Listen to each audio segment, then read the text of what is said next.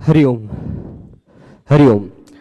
श्री गुरुभ्यो नमः। स्वागत है आप सभी का आज के इस व्याख्यान में। हम सभी लोग अष्टाध्यायी काशी का व्याख्या के साथ पढ़ना प्रारंभ किए हैं, जो कि भगवान पाणिनि के द्वारा मूल रूप में अष्टाध्यायी लिखी गई। वामन और जयादित्य दो लोगों ने मिलकर उसके ऊपर काशी का व्याख्या लिखी।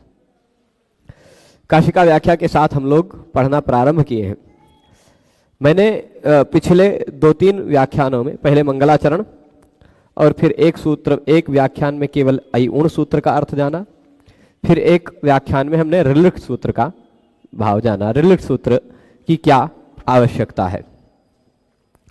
अब आज हम लोग एओंग सूत्र जानेंगे। उसको जानने से पहले एक बार, जैसे अब जो व्यक्ति एकदम से शून्य से पढ़ रहा है वो व्यक्ति अभी ये नहीं जानता है अयुण इत्यादि कितने हैं, तो एक बार मैं चाह रहा हूं कि ये 14 सूत्रों को लिख करके एक बार उनका सामान्य परिचय बता दूं संक्षिप्त में। ऊपर से एक बार दिखा दें कि 14 हैं, फिर उसके बाद इनके व्याख्यानों पर चलते हैं। तो अयुण रिलिट यद्यपि हम देख लिए हैं, लेकिन फिर भी एक बार ये जो 14 सूत्र हैं, इन 14 सूत्रों को यहां देखते हैं। सूत्र कौन कौन से हैं? एक अ ई उण, जिन्हें हम पढ़ लिए हैं, ठीक। दूसरा सूत्र है ऋ लृक। तीसरा है ए ओंग। चौथा क्या है? चौथा इस तरह से देशी भाषा में ही लिखते हैं, आई औच, ठीक है। ये 4 में स्वर वर्ण है, फिर उसके बाद बाकी बचे 5 में व्यंजन वर्ण है, उसको दूसरे कलर से लिखते हैं हम लोग। इन कलर का आश्रय ले लेते हैं। 5वां,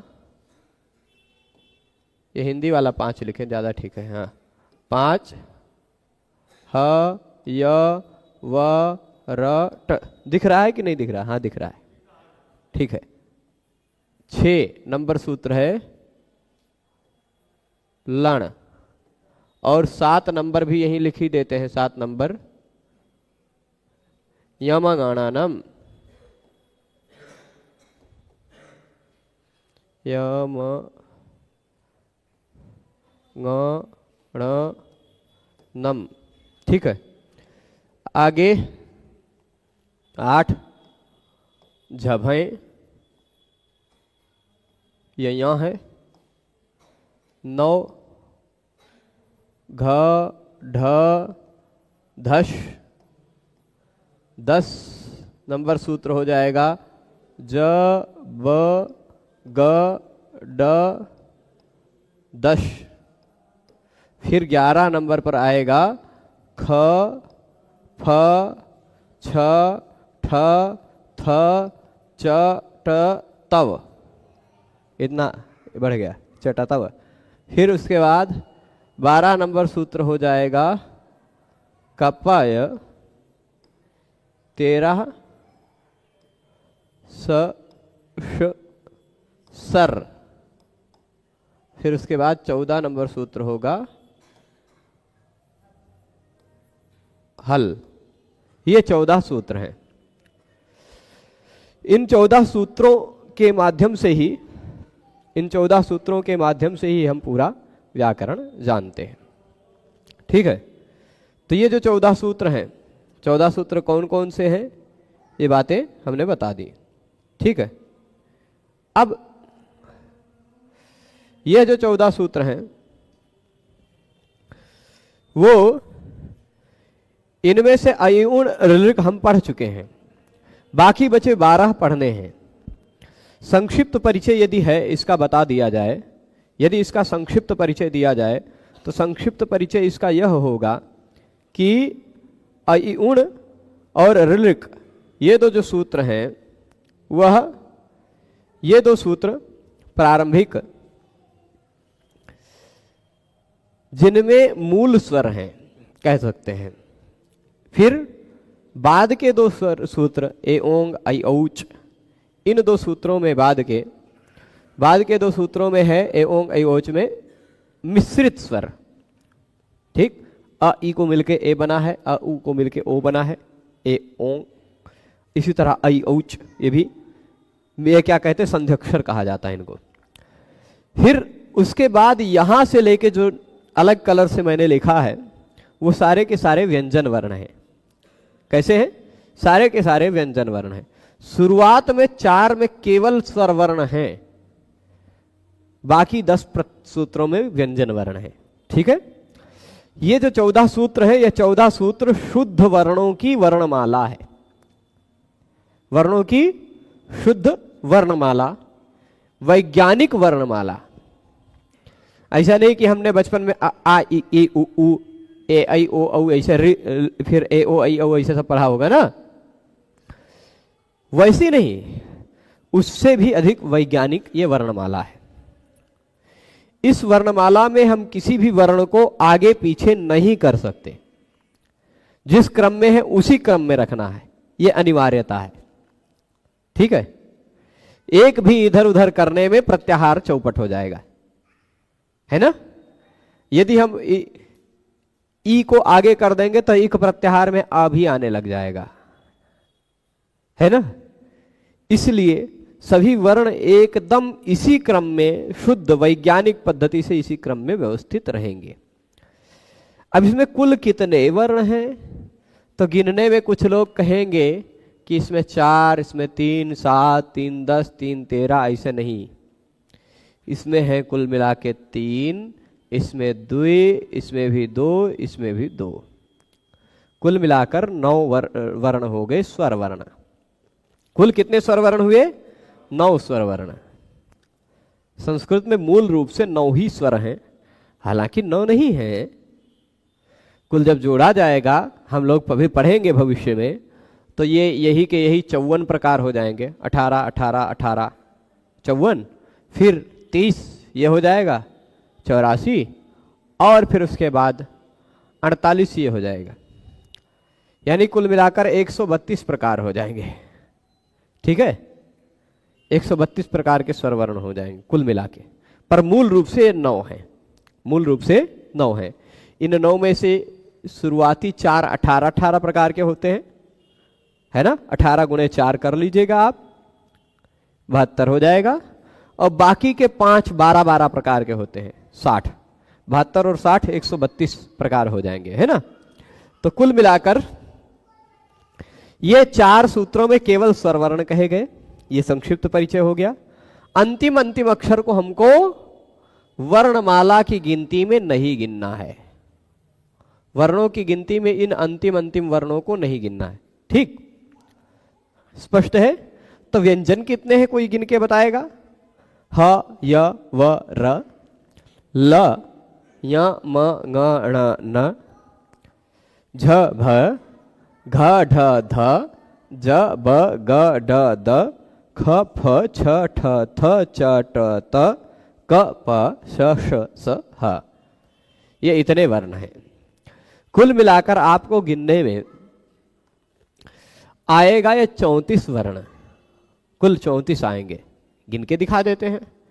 4 1 5, यहाँ एक एक बढ़ाते जाते सीधे। 4 यहाँ हो गया, 5 यहाँ हो गया, और 5 यहाँ हो गया, मतलब 10 पहुंच गए।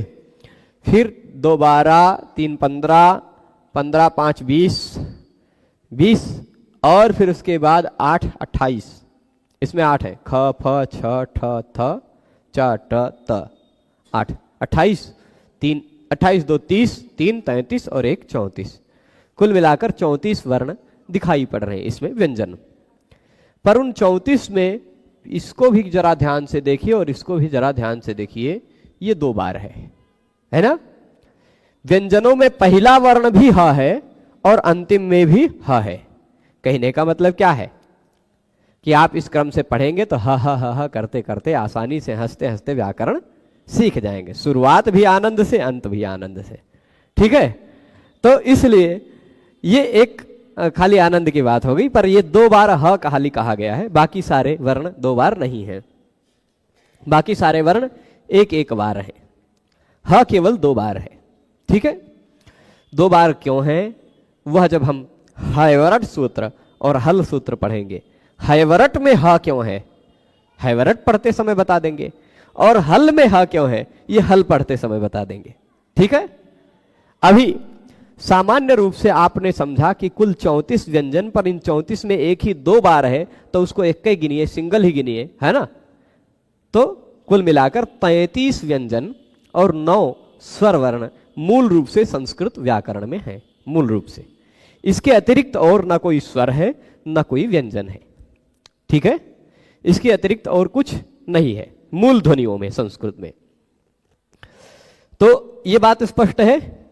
अब इसमें जो व्यंजनों का क्रम है ना, स्वरों का क्रम भी बहुत वैज्ञानिक, अ ई उ रे ले, ये मूल स्वर आ गए।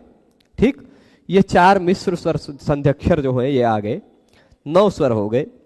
9 स्वरों के बाद जब व्यंजनों को देखा जाए तो व्यंजन में आपने यदि ध्यान दिया होगा क ख ग घ छ छ ज झ य ट ठ ड ढ ण त थ द ध न प फ ब भ म य र व श ह, ऐसे पढ़े होंगे ना, यार अलावा स श श ह। क्षत्रज्ञ ये भी पढ़ा होगा, पर क्षत्रज्ञ इसमें नहीं मिलेगा, क्योंकि उस तरह तो फिर क्र ख्र ग्र घ्र ऐसा सब भी जोड़ना पड़ जाएगा। क्या ख्या ज्ञ घ्य सब भी हो जाएगी ना, क्योंकि क्ष जो है वो संयुक्त अक्षर है, 2 व्यंजनों को मिलाकर बना है। त्र त और र इन 2 व्यंजनों के संयोग से मिला है। ज्ञ ज और य इन 2 वर्णों के संयोग से बना है ना, क और श से क्ष। तो वो सारे मूल ध्वनि नहीं है, 2 ध्वनियों के मिश्रण से है। हम अब भाई खिचड़ी बनाइए चाहे दाल चावल बनाइए, मूल रूप से तो 2 है ध्वनि, 2 ही, दाल और चावल मूल रूप से इसे कहा जाए। पर उस दाल और चावल की आप मिश्रण करके खिचड़ी भी बना सकते हैं, या मिश्रण करके और भी कुछ भी बना सकते हैं, है ना। तो क और श को मिला के क्ष भी बना सकते हैं, ष्क भी बना सकते हैं, है ना। तो किसी तरह से भी, तो ये सारे जो व्यंजन वर्ण हैं, इन सारे व्यंजनों मूल इतने हैं। मूल कितने व्यंजन? 33। मूल कितने व्यंजन पूछा जाए तो आप क्या बताएंगे? 33। मूल कितने स्वर? तो 9। ठीक है, पर इनके प्रकारों को जोड़ दिया जाएगा तो ये कुल मिलाकर तीनों 18 है, मतलब ये हो जाएगा 54। ये दोनों 18 + 12 मतलब हो जाएगा 30, ये 24। ठीक है, इतने होगा। हाँ, और फिर ये 24, अब जोड़ लीजिए, कुल मिलाकर हो जाएगा 132 प्रकार के स्वर वर्ण। व्यंजनों में 33 तो हैं, पर 33 में ये 2 तरह के होते हैं, तो कुल मिलाकर के हो जाएगा 36 कह सकते हैं, पर मूल रूप से 33। मूल रूप से 33 कुल मिलाकर व्यंजन, इनके प्रकारों को देखा जाएगा तो 36 हो जाएंगे, है ना। तो अब ये स्वर और व्यंजन के सामान्य परिचय के रूप में हमने देखा, पर इसमें क्रम क्यों रखा? आपने क ख ग घ ङ इत्यादि पढ़ा होगा बचपन में। क को पढ़ते हैं तो उसमें क्रम अलग है, इसमें क्रम अलग है। इसमें स्वर, उसमें जब हम व्यंजन पढ़ना शुरू करते हैं क से शुरू करते हैं, और इसमें शुरू कर रहे हैं ह से शुरू कर रहे हैं, है ना। तो इसलिए यहां क और ह में अंतर क्या है? यहां का क्रम थोड़ा वैज्ञानिक है, यहां का क्रम लाघव संपादन करने के लिए, ठीक, लघुता करने के लिए, शॉर्टकट में बहुत सारी बातें कहने के लिए है। तो एक प्रजाति के एक गुणवत्ता वाले शब्द, एक गुणवत्ता वाले वर्ण एक साथ लिखे गए हैं यहाँ पे। तो ये य व र ल 4 आपको दिख रहे होंगे। ह को छोड़ दीजिए, अभी ह 2 बार है तो एक बार छोड़ दीजिए।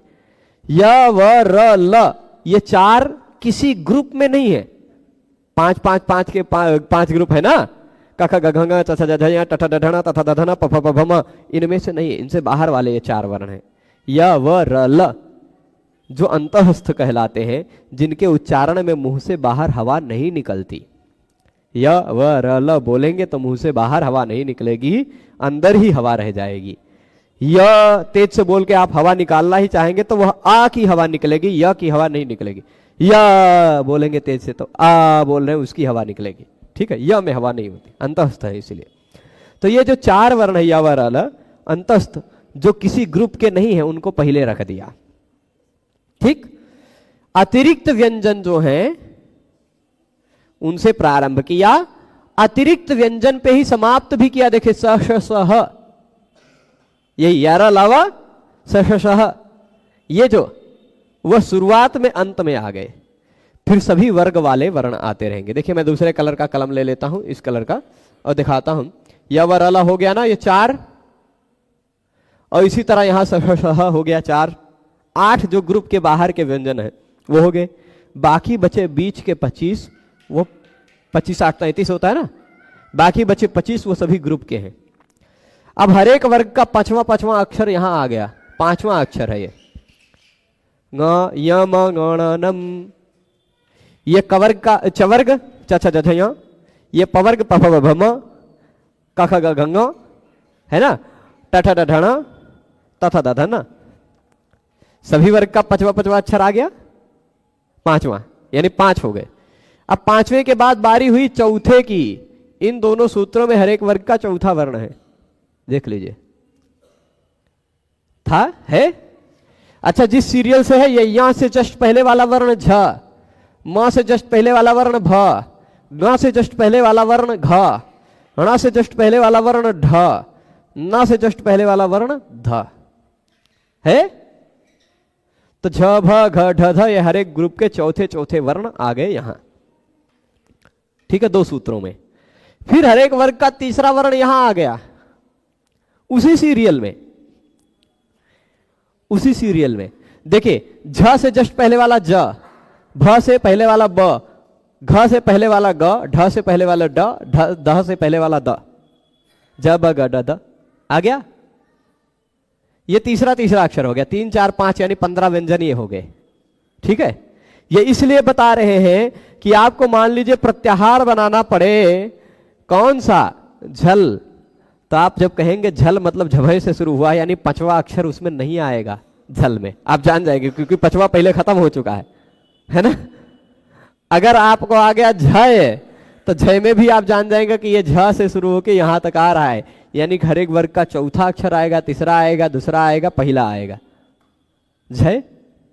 इसलिए यदि कह दिया गया जश, तो आपको पता चल जाएगा कि तीसरा चौथा आ ही नहीं सकता, उसमें हर एक वर्ग का तीसरा अक्षर ही आएगा, जश। यदि कह दिया गया झश, तो आप जान जाएंगे झ से जस तक, तो हर एक वर्ग का दूसरा और तीसरा ही अक्षर, तो चौथा और तीसरा अक्षर ही आएगा। ये इस कारण बता रहे हैं इस सीरियल को। ठीक है, झ से लेकर श तक।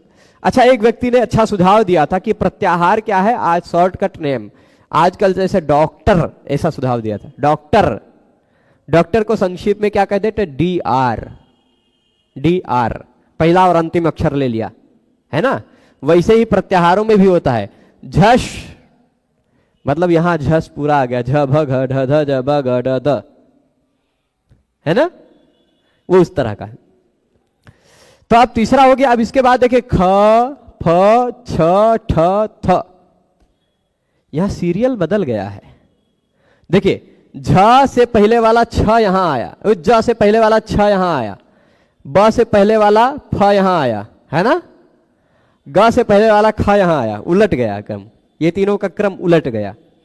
और ड द का ठ थ वो वही रह गया, उन दोनों का अंतिम 2 का क्रम रह गया वही, पहले 3 का क्रम उलट गया। क्यों उलट गया, क्योंकि छव इत्यादि प्रत्याहार में क्रम ना बदले। आगे प्रत्याहार जब हम पढ़ेंगे, छव प्रत्याहार में ठ था को लाना था, फ ख को नहीं लाना था। छव प्रत्याहार में अगर उसी सीरियल से रखते तो छव प्रत्याहार में छ ठ त यही इतने चाहिए, छ ठ थ च ट त। पर अगर छ को पहले रख देते तो छव में ख भी आ जाता, वो जरूरत नहीं थी। इसलिए यहां इन तीनों का सीरियल बदल दिया गया, खाली 3 वर्णों का। ठीक, तो छ ख फ छ ठ थ च ट त, ख फ छ ठ थ यह हर एक वर्ग का दूसरा अक्षर हो गया। च ट त क प यह हर एक वर्ग का पहला अक्षर हो गया। तो 5 4 3 2 1 इस क्रम में सारे व्यंजन हैं, शुरुआत में अंत में एक्स्ट्रा व्यंजन है, पहले एकदम प्रारंभ में 4 सूत्रों में स्वरवर्ण है। ये 14 सूत्रों की वास्तविकता है। अब हम आ जाते हैं इन 14 सूत्रों में। इन 2 सूत्रों के तात्पर्य को जान चुके हैं। पहले ये 5 वर्णों का उपदेश हो चुका है और क तक हम चल चुके हैं। इस तक मिलाकर के हमने अब तक 4 प्रत्याहार बनाए हैं, अण, अक, इक, उक, बना लिया है ना। अण, आ से लेके दो तक, अण और अक, इक, उक, दो हो गया, चार, चार प्रत्याहार बना लिए। अब आते हैं एंग ए ओंग सूत्र में। ठीक है, ए ओंग सूत्र में ए ओ इत्येतौ वर्णावुपदिश्य, खाली इतना छोटा सा व्याख्यान किया है। ठीक, क्योंकि इसमें और बहुत सारी बातें नहीं है, छोटा सा बात कह दी कि ए ओ इत्येतौ वर्णौ उपदिश्य, शब्दावली मिलती जुलती रहे है ना। ए औ इन दोनों वर्णों का उपदेश किया, अंते, और अंत में गकारमितम करोति, अंत में ग को इत संज्ञा किया, ग की इत संज्ञा की, यानी ग को इत संज्ञक रखा, ए ओ के बाद ग रखा। अच्छा, इस ग की जरूरत क्यों है? तो तस्य ग का ग्रहण क्यों कर रहे हैं, ग को इत संज्ञक क्यों कर रहे हैं? कह रहे हैं प्रत्याहारार्थम, प्रत्याहार बनाने के लिए। प्रत्याहार क्या है? वर्णों का संक्षेपीकरण। ठीक है, तो वर्णों का संक्षेपीकरण करने के लिए, प्रत्याहार के लिए ए ओ वर्णों का उपदेश करने के बाद ग इत संज्ञक वर्ण रख रहे हैं।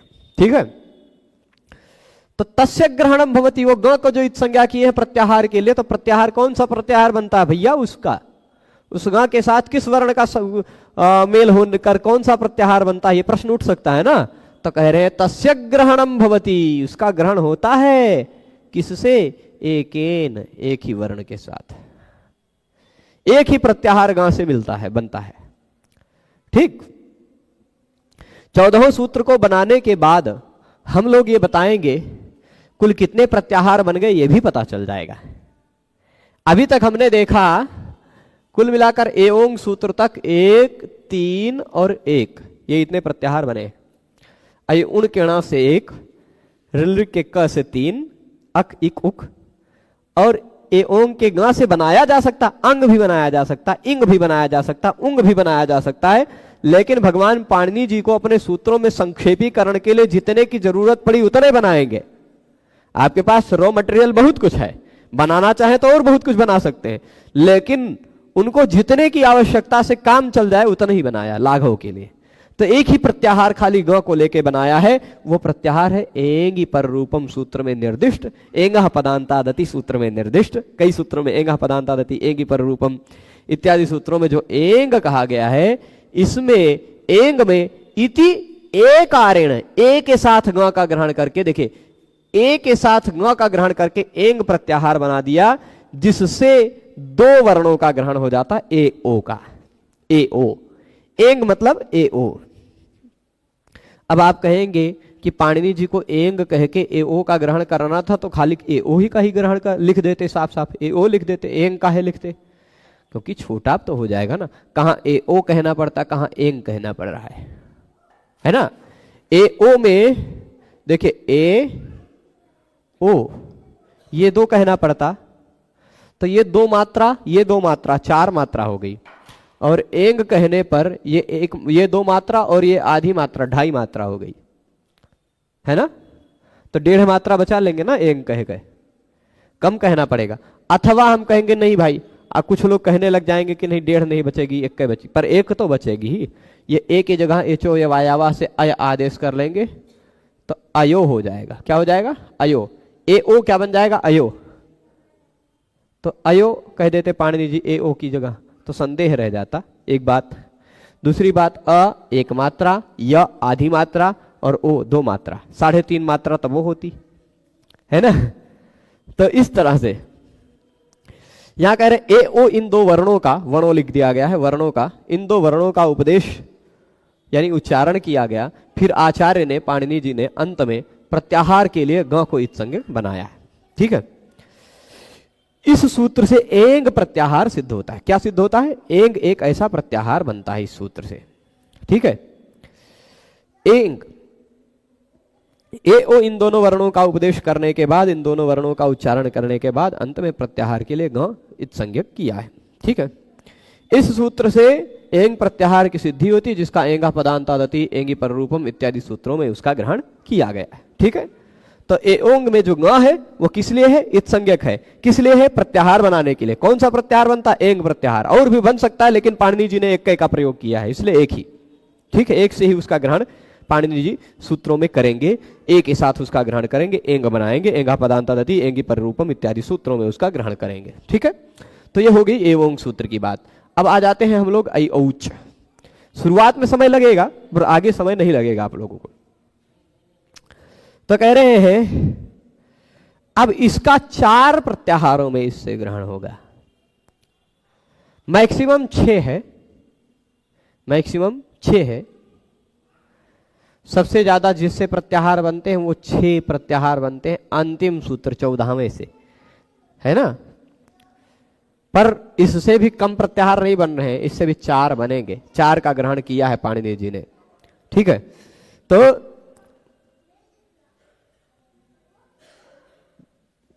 बिल्कुल वो जो प्रत्याहारों की स्थिति है कौन कौन से है, कितने हैं, मैं अंत में बताऊंगा। यह मात्रा वाला दोबारा से बता दें, मात्रा नहीं समझ में आती। देखिए स्वर जो ह्रस्व स्वर होता है वह एक मात्रा का होता है। ह्रस्व स्वर एक मात्रा का, दीर्घ स्वर 2 मात्रा का। ह्रस्व स्वर मतलब अ एक मात्रा, आ 2 मात्रा, है ना। और व्यंजन आधी मात्रा, इतनी बात समझ लीजिए, बाकी सब अपने आप। प्लुत 3 मात्रा, व्यंजन जो है वह आधी मात्रा। तो ये 2 मात्रा, ये 2 मात्रा, लेकिन ये क्या करें, ए ओ 2 मात्रा, लेकिन च आधी मात्रा है, ठीक है। व्यंजन आधी मात्रा की होती है। पर यही यदि च पूरा लिखा होता तो यह च कितनी मात्रा का, यह 1.5 मात्रा का, क्योंकि आधी मात्रा च, आधा 1 मात्रा ह्रस्व स्वर, है ना, यही बात है। तो अब मैं बता रहा था आगे कि ऐ औच सूत्र, ऐ औच, ऐ औ इत्येतौ वर्णावुपदिश्य, उसी तरह की बात है ना। ऐ औ इन दोनों वर्णों का उपदेश किया और पूर्वांश। अच्छा एक बात गौर से देखिए, इससे पहले के सूत्र में, इससे पहले के सूत्र में ए ओ इत्येतौ वर्णावुपदिश्य पूर्वांश नहीं कहा है ना। पूर्वांश इस सूत्र में नहीं कहा है। अच्छा पिछले सूत्र में ऋलृक में पूर्वांश कहा है। ऋलृक में देखिए यहां पूर्वांश कहा है ना। ए ओंग में पूर्वांश नहीं कहा, ऐ औच में फिर से पूर्वांश कहा। क्यों भाई यहां पूर्वांश क्यों नहीं कहा? क्योंकि पूर्व वर्णों के उपदेश का कथन वो आप लोगों को पता है, यहां कहने की आवश्यकता इसलिए नहीं है क्योंकि पूर्व वर्णों के साथ इस गा का एक को प्रत्याहार बनते नहीं है ना। पूर्व वर्णों के साथ इस गा का कोई प्रत्याहार नहीं बनता, इस गा का प्रत्याहार केवल इसी ए के साथ बन जाता, इसलिए यहां पूर्वांश नहीं कहा। पर ये ऐ औच में क्यों पूर्वांश कहा? क्योंकि ऐ औच में च के साथ पूर्व वर्णों का भी प्रत्याहार बनेगा, च के साथ पूर्व के वर्णों का भी प्रत्याहार बनेगा, अच इच सब जगह बनेगा ना। उसी तरह ऋलृक में भी क्यों कहा? क्योंकि ऋलृक में पूर्व के वर्णों का भी अक इक ऐ उनके अ इ इत्यादि का ग्रहण हुआ था, है ना। इसलिए पूर्वांश कहना पड़ेगा। जहां जहां पिछले के सूत्रों से भी प्रत्याहार बन रहा है वहां वहां पूर्वांश कहेंगे ही। तो ए औ ए ऐ औ इन दोनों वर्णों का उपदेश किया और पूर्व के वर्णों का भी उपदेश हो ही चुका है ना। पूर्व के कितने वर्णों का उपदेश हो चुका है? 7 वर्ण हो चुके हैं ना, अ यू ऋ ए ओ। तो इसके बाद पूर्वांश अंते, ये इतने 7 2 9 वर्णों का अब तक उपदेश हो गया है। अंते चकारम इतम करोति, इन 9 वर्णों के अंत में च को इत संज्ञक बना रहे हैं। क्यों? प्रत्याहारार्थम। प्रत्येक का उत्तर ही आएगा प्रत्याहारार्थम, प्रत्याहारार्थम, प्रत्याहार बनाने के लिए। अच्छा तो उसका कितने प्रत्याहारों में ग्रहण होता है यह बता दीजिए। अयुण के ण का एक सूत्र में एक वर्ण के साथ प्रत्याहार में ग्रहण होता है, अण बनता है। ऋल के का 3 के साथ प्रत्याहार बनता है, अक इक उक। ए ओंग के ग का 1 के साथ ही प्रत्याहार बनता है, एंग। पर अयोज के च का कितने के साथ प्रत्याहार बनेगा? तो कह रहे तस्य ग्रहणम भवति चतुर्भिः, उसका ग्रहण होता है 4 सूत्रों के, 4 वर्णों के साथ और 4 प्रत्याहार बनता है उस च का। तस्य ग्रहणम मतलब उस च का ग्रहण होता है 4 वर्णों के साथ। 4 प्रत्याहार बनाने के लिए कौन से 4 वर्णों के साथ उसका ग्रहण होगा? तो 4 ये यहां दे रहे हैं, 4 लाल लाल अक्षर में, है ना। कौन कौन से 4 के साथ उसका ग्रहण होगा, तो यहां बता रहे हैं, देखिएगा, ये अचह परस्मिन पूर्व विधौ, यहां अचह आ के साथ चा का ग्रहण है ना। अच, अच एक प्रत्याहार है। इको यणचि अच, वहां भी अच ही है ना। तो अ के साथ चा का ग्रहण है। अचह परस्मिन पूर्व विधौ इति अकारेण, अचह अचह कह दिया मतलब और भी कहीं भी अच मिल जाए वहां सब जगह ही ले लीजिएगा। अनच च अच, वहां भी अच दिखाई पड़ा, जहां भी अच मिल जाए। अचह परस्मिन पूर्व विधौ इत्यादि सूत्रों में आ के साथ उसका चा का ग्रहण दिखाई पड़ता है इत्यादि। इच एकाचोम प्रत्ययवच्च, इस सूत्र में इच, इच है, इच, ई के साथ चा का ग्रहण दिखाई पड़ता है ना, ई के साथ। अचह परस्मिन पूर्व विधौ में अकारेण, आ के साथ है ना, इति अकारेण। इचह में इति कारेण, इकार के साथ भी ई का ग्रहण है, इच्छा का ग्रहण है इकार के साथ भी। और एचो यवायावह में ए के साथ ग्रहण है, अ ई ए। और फिर वृद्धिरादैच, ऐच, ऐ के साथ, इति ऐकारेण। वृद्धिरादैच पहला ही सूत्र है, वहां ऐच बनेगा। तो च के साथ 4 प्रत्याहार बनाया है पाणिनि जी ने। यद्यपि च, ये देखिएगा यहां मैं लिख रहा हूं फिर से, यहां ध्यान दीजिएगा, यह ऐ से पहले हमने 3 सूत्र और पढ़ लिया है। अ ई उण, दूसरा ऋलिक, फिर ए ओंग, ये 3 पढ़ लिया है ना। चौथा है ऐ औच, ऐ ऋलिक ए ओंग ऐ औच। अब इस चा से पहले देखा जाए तो 3 2 5 2 7 वर्ण आ रहे हैं, लेकिन सातों के साथ इसका प्रत्याहार नहीं बनेगा। नहीं, 7 का 2 और ले लीजिए, 9 वर्ण आ रहे हैं, चा से पहले 9 वर्ण आ रहे हैं, पर 9 के साथ उसका प्रत्याहार नहीं बनेगा, 4 के साथ प्रत्याहार बनेगा। इस आ के साथ च बन गया अच, अच से किसका ग्रहण हो जाएगा, अ ई उ ऋ ए ओ ऐ औ, ठीक है। इस ई के साथ भी बनेगा इच, इच में कौन कौन का ग्रहण होगा, ई उ ऋ ए ओ ऐ औ। नाधिची इच, ये इच एकाचोम प्रत्ययवच्च इत्यादि है ना, इच। फिर उ के साथ नहीं होगा, उच्च प्रत्याहार का प्रयोग नहीं किया। बनाया जा सकता है पर पाणिनि जी ने कहीं उसका प्रयोग योग्य नहीं समझा, निकम्मा समझा उसको, इसलिए नहीं बनाया, है ना। उच्च प्रत्याहार बना करके कोई काम नहीं सिद्ध किया जा सकता, इसलिए उन्होंने नहीं बनाया। रिच भी बनाया जा सकता है, आप बनाकर रि ए ओ ऐ ओ का ग्रहण कर सकते हैं, लेकिन उसको ग्रहण करने से कोई नया काम आप नहीं सिद्ध कर पाएंगे, इसलिए उसको भी नहीं बनाया। ल के साथ भी नहीं बनाया, ए के साथ बनाया एच, एच में चारों संध्यक्षर आ जाते हैं, ए ओ ऐ औ, है ना। और ओ के साथ नहीं बनाया, ऐ के साथ बनाया, ऐच, वृद्धिरादैच। ऐच में किसका ग्रहण हो जाएगा, ऐ औ का, ठीक है। तो 4 प्रत्याहार बनेंगे, कौन कौन से, अचह परस्मिन पूर्व विधौ इत्यादि सूत्रों में गृहीत अच प्रत्याहार अकार के साथ उसका ग्रहण हुआ। इच एकाचोम प्रत्ययवच्च, इसमें इकार के साथ इच प्रत्याहार बनाया। फिर एचो यवायावह में ए के साथ इति एकारेण, और वृद्धिरादैच में इति ऐकारेण, इन चारों के साथ ग्रहण किया। अब प्रश्न उठता है, तो प्रत्याहारेनुबंधानां कथमच ग्रहणेषु न आचाराद प्रधानत्वाल लोपश्च बलवत्तरः। तो कह रहे हैं कि प्रत्याहार में हम मान लीजिए अच प्रत्याहार बनाते हैं। कौन सा प्रत्याहार, अच एक प्रत्याहार बनाते हैं, ठीक। उस अच प्रत्याहार में हम क्यों अयोण के ण का, ऋ के क का, ए ओंग के ग का और अयोच के छ का क्यों ग्रहण नहीं करते? करना चाहिए ना, वही तो बीच में आते हैं। तो अच में हम कहेंगे अ ई उ ण ए ओ, अ ई उ ण ऋ क ए ओ ङ, ये सब अच हो जाएंगे। तो ण क ग च ये भी अच हो जाएंगे, है ना। क्या उनको अच माना जाए? अच मतलब स्वर, अच स्वर वर्ण आते हैं।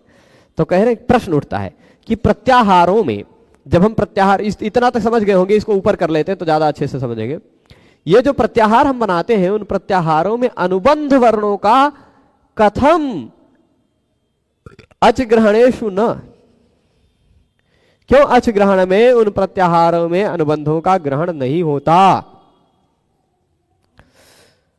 फिर सूत्र संख्या पर क्लिक करें तो डायरेक्ट अष्टाध्यायी ऐप पर जाएंगे, सूत्र व्याख्या पर। मैं जानता हूं पर मैं अभी नहीं करना चाहता हूं। यहां इस पर क्लिक करेंगे जब तो वो खुलेगा, पर वो हमारे इस डब्बे में नहीं खुलेगा। हमारे इस डब्बे में खोलने के लिए बहुत बवाल करना पड़ेगा, वो बहुत स्लो हो जाता है हमारे इस डब्बे में। डबल क्लिक,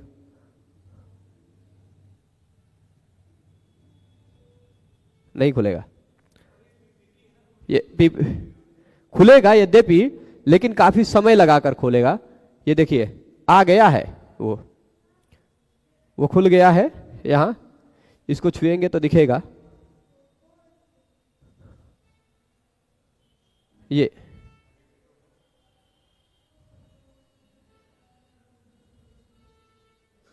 पर वही वाला नहीं खुला, अभी कुछ खुला हुआ दिख रहा था हमको, पर चलेगा। अष्टाध्यायी.com से वो उसकी व्याख्या खुल जाएगी, मोबाइल में देखेंगे तो। इसका क्या है, ये एंड्रॉइड सिस्टम है पर ये थोड़ा सा स्लो है। ये डब्बा बहुत ज्यादा महंगा नहीं खर्चा किए हैं हम, बहुत हाई फाई नहीं। तो अब चलिए, इति एक कारण।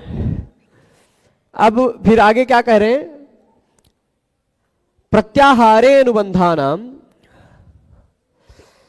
कथमज ग्रहणेषु न। प्रत्याहारों में जब हम अच का ग्रहण करते हैं, अच इत्यादि का वर्णों का ग्रहण करते हैं, है ना, तो क्यों अनुबंधानाम ग्रहणम न। तो कह रहे आचारात, आचार के कारण। अप्रधानत्वात्, क्योंकि वो सारे अनुबंध अप्रधान है, प्रधान नहीं है। और लोपश्च बलवत्तरः, और लोप भी ज्यादा बलशाली होता है। ठीक है, ये तीन कारण बता रहे हैं। चलेगा, इसको और थोड़े अच्छे से समझते हैं। प्रत्याहारे अनुबंधानाम, प्रत्याहारों में अनुबंधानाम कथमज ग्रहणेषु न, अच का ग्रहण करने में कैसे उन प्रत्याहारों का ग्रहण नहीं होता। हे भगवान, तो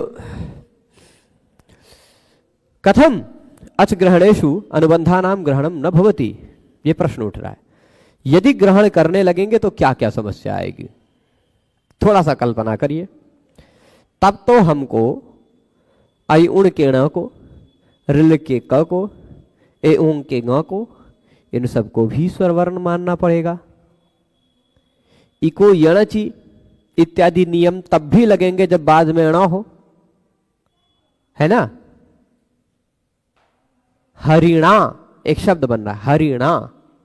हरिणा में र के बाद ई है ना, उसके बाद अणा है, अणा भी अच है। ई के बाद अच आ रहा है तो ई को यण करने लग जाएंगे, ना। उसी तरह ये कह लीजिए का भी अच हो जाएगा, ग भी अच हो जाएगा। ये सारी बातें होंगी समस्या। और देखते हैं इसमें क्या बात कही गई है। प्रत्याहारे अनुबंधानाम कथमज ग्रहणेषु न, प्रत्याहारों में अनुबंध वर्णों का क्यों ग्रहण नहीं होता। जैसे अच ग्रहण में तो कह रहे हैं कि आचारात, पहले प्रश्न उठता है। किसी प्रश्न ऐसे उठाइएगा, प्रश्न और उत्तर के माध्यम से देखते हैं। बहुत जगह है, जैसे अच कहा है, अच का ग्रहण सामान्य रूप से 4 प्रत्याहार बनता है, अच इच एच ऐच, ये 4 बनता है। तो अच का बहुत सारे सूत्रों में प्रयोग किया गया है, नाच झलऊ इको यणची अच इत्यादि, ये सारे बहुत सारे। फिर अनुनासिक को ई के पश्चात क, इक। अनुनासिक में ई के पश्चात क, मतलब मैं नहीं समझा, पूरा बात आप लिखें। तो अब प्रश्न उठता है कि प्रत्याहार निर्माण में इत्संज्ञक वर्णों का ग्रहण क्यों नहीं किया जाता। जैसे अच प्रत्याहार बनाया तो अण अयुण सूत्र के णकार का ग्रहण कर लिया, चाहे ऋलुक के ककार का, एवं के गकार का, अयोज के चकार का, इन चारों का ग्रहण होना चाहिए कि नहीं होना चाहिए? प्रश्न उचित है कि नहीं है? क्या प्रमाण है, क्या कारण है? तो इस पर उत्तर यह दिया जाता है कि भाष्यकार ने एक श्लोक वार्तिक बनाया है। भाष्यकार ने, यह भाष्यकार का वचन है कि प्रत्याहारेण बंधानां कथमज ग्रहणेषु न आचाराद अप्रधानत्वात् लोपश्च बलवत्तरा। इस श्लोक में इत संज्ञक वर्णों का ग्रहण क्यों नहीं होता है, इसके 3 उत्तर दिए, आचारात, अप्रधानत्वात् और लोपश्च बलवत्तरा। ये 3 उत्तर हैं। ठीक है, तो 3 उत्तर में से आचारात पहला उत्तर ले लीजिए। पहला उत्तर क्या है? आचारात। आचार ही ऐसा है, व्यवहार ही ऐसा है कि उन अनुबंधकों का ग्रहण नहीं किया जाता। तो आचार क्या है भाई?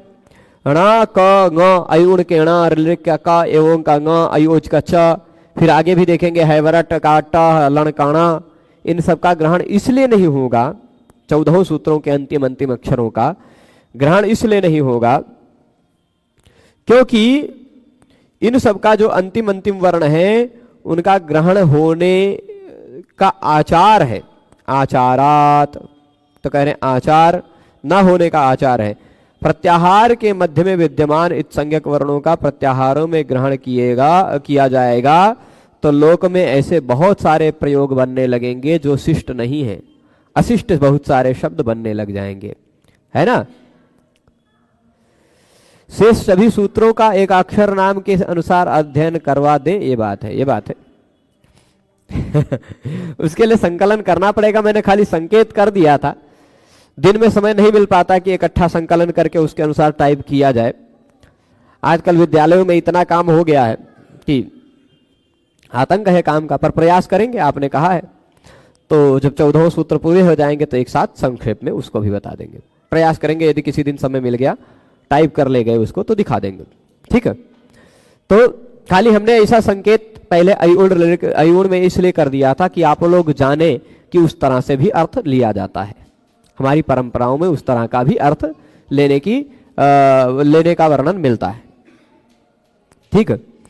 तो आचारा, जैसे अब हम बता रहे हैं, उदाहरण देखिएगा, यदि अच प्रत्याहार में ऋलिक के का भी हम ग्रहण करने लगे तो यहां देखिए पाणिनि जी का क्या आचरण है। पाणिनि जी तीसरे ही सूत्र में, तीसरे या चौथे सूत्र में, न धातु लोप आर्ध धातु के है ना, चौथा सूत्र है, वहां उन्होंने ऐसा शब्द प्रयोग किया, आर्ध धातुक कहा है। अब जैसे देखिए ऊ के बाद क है, अब ऋलिक का क यदि हम स्वर वर्ण मान लें, क्योंकि अच मान लेंगे, यदि अच के अंदर उसका भी ग्रहण तो होगा ही।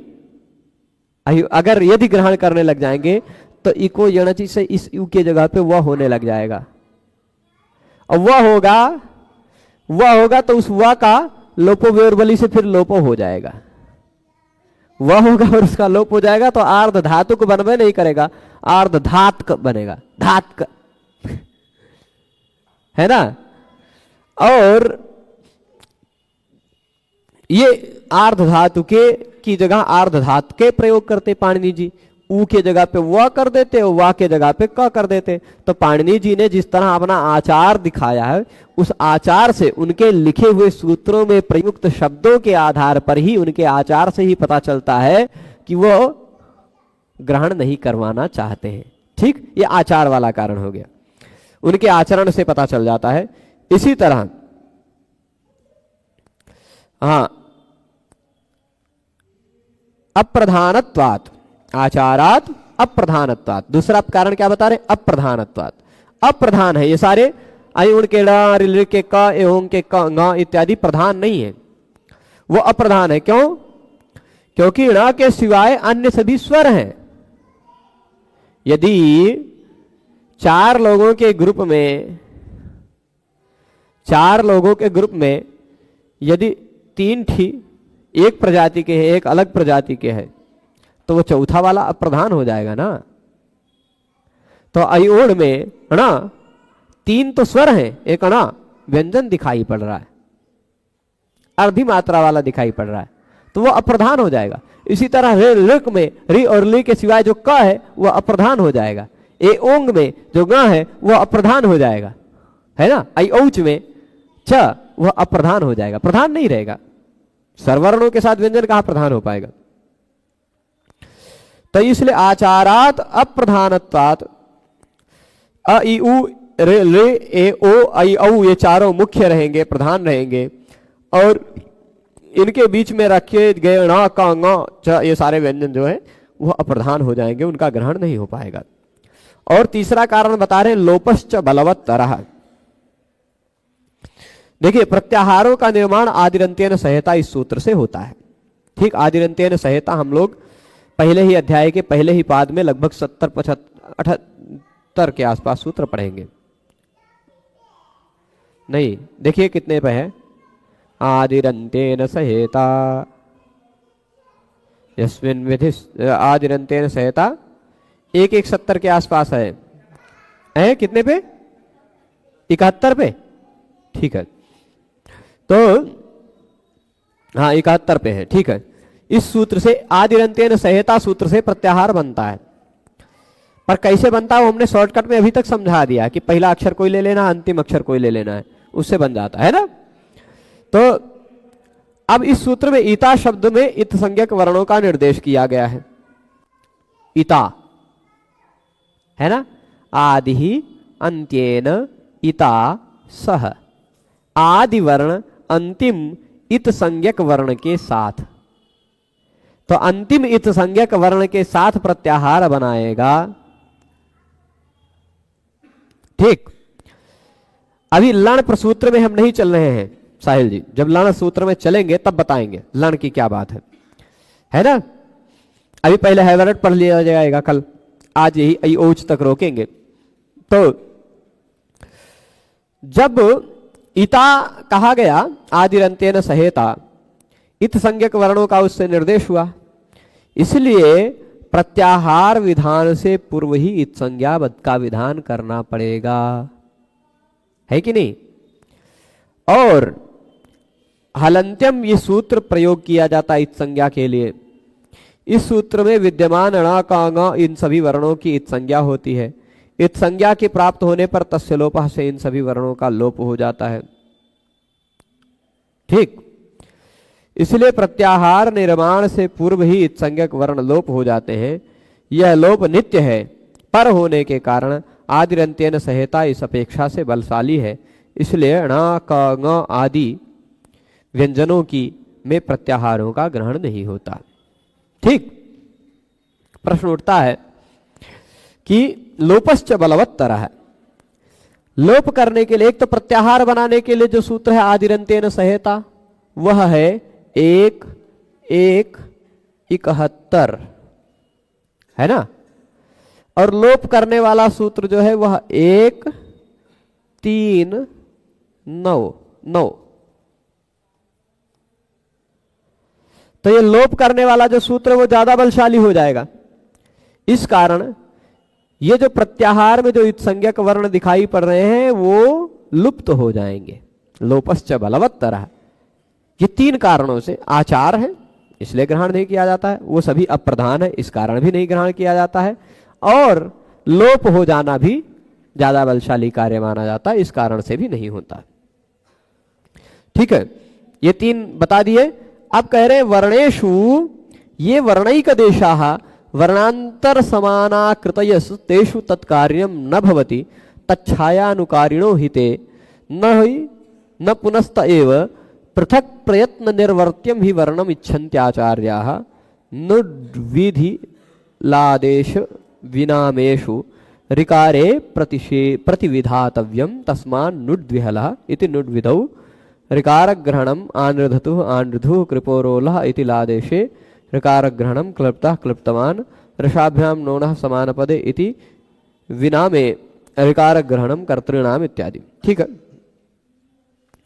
प्रश्न उठता है कि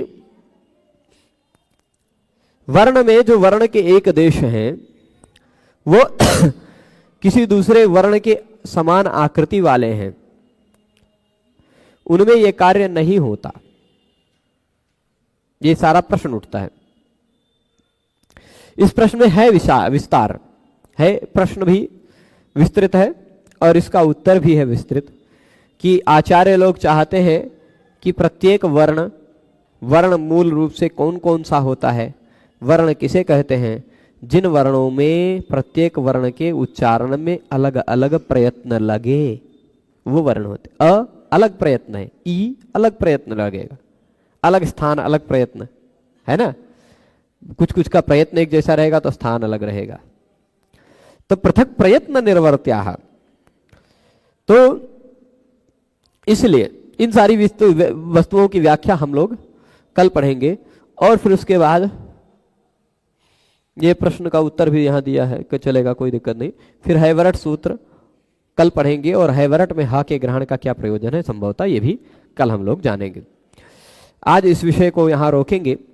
कुछ प्रश्न उठते हैं, उन प्रश्नों का मैं थोड़ा सा संक्षेप में जल्दी से उत्तर दे देता हूं कि अष्टाध्यायी हिंदी व्याख्या की पुस्तक कौन सी मिलेगी। अष्टाध्यायी हिंदी व्याख्या सहित पुस्तक आप लेना चाहें, जो भी लोग यहाँ भी बहुत सारे बच्चे पूछते हैं, तो उन सभी के लिए भी ये है कि जो पुस्तक है वो पुस्तक काशिका वृत्ति ईश्वर चंद्र जी ने लिखी है। अष्टाध्यायी काशिका हिंदी व्याख्या के साथ मिला करके ईश्वर चंद्र जी हैं एक, उन्होंने लिखी है। इस वीडियो के डिस्क्रिप्शन में उसका लिंक दिया हुआ है, यदि नहीं होगा तो वो पड़ जाएगा, ठीक है। तो पहले वीडियो के डिस्क्रिप्शन में तो है ही, इसके डिस्क्रिप्शन में है कि नहीं है, ये है, ठीक है। उसके पीडीएफ की लिंक है, ठीक है, उसके पीडीएफ की लिंक है, वहां से जाकर के आप पीडीएफ डाउनलोड करके देख सकते हैं। और यदि पीडीएफ से आपको लगता है कि ये पुस्तक अच्छी है तो वो पुस्तक अमेजन से या चौखंबा से कहीं से मंगवाना चाहे मंगवा सकते हैं। यहाँ के छात्रों में जिनके पास वो पुस्तक नहीं है और जो चाहते हैं कि हम वो पुस्तक हमें चाहिए पर खरीदने की स्थिति हमारी नहीं है, वो लोग अपना नाम हमारे पास लिख के दे देंगे। सबको नहीं दे पाऊंगा, पिछली बार पिछले लघु सिद्धांत कौमुदी अष्टाध्यायी सबको मैंने दी थी, वाल्मीकि रामायण पढ़ाना प्रारंभ किया था वो सबको दी थी, पर वो सारी पुस्तकें 300 के अंदर में थी। ये पूरी पुस्तक एक सेट 1440 रुपए की आती है। तो अब 100 लोगों तक बांटने की औकात नहीं है अभी के समय में, पर जो लोग मेरी दृष्टि में लगेंगे कि हाँ ये सही में योग्य हैं, ऐसे ही नहीं दे देंगे। आपको अपना नाम यहाँ मेरे पास लिखाना रहेगा, आप नाम लिखा दीजिए कि मुझे चाहिए, और फिर आप 10 दिन का आपके पास समय है, 10 दिन में आप 100 सूत्र अष्टाध्यायी का सीरियल से याद करके सुना दीजिए, ठीक है। अष्टाध्यायी तो मिल ही जाती है, वो सीरियल से याद करके हमें सुना दीजिए। हमें लगेगा कि हाँ आप प्रतिभावान हैं, आप पढ़ते हैं, तो हम आपको वो पुस्तक खरीद के दे देंगे, ठीक है। जितने लोग अपना चाहिएगा वो नाम लिखा दीजिएगा, भगवान ने चाहा कहीं से अर्थव्यवस्था होगी तो आप लोगों को उपलब्ध करा देंगे, ठीक है। अभी आज इस विषय को यही रोकते हैं। सभी लोग जुड़े रहे उसके लिए सभी को बहुत बहुत धन्यवाद। नमो नमः।